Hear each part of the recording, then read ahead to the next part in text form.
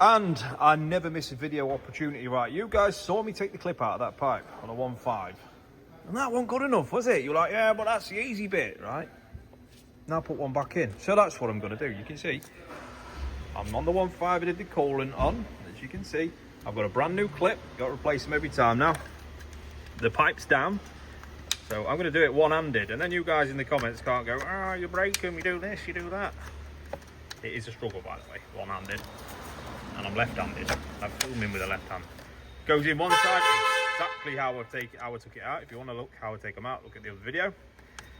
And then just scooch it around. Again, I'm left-handed and I'm doing it with my right. Get my hand stuck. Right, there we go. I do get my hands dirty, guys, I promise. So that pipe is sat down. It's got a new seal in there as well, by the way. For you naysayers in the comments who are going to cry about it. New seal, new clamp, fitted, one-handed on camera, guys. Just for your viewing pleasure. And of course, just to show I can do it. There you go. So I've shown a video of it off. Now I've shown a video of you putting it back on. What's next? Love you, bye.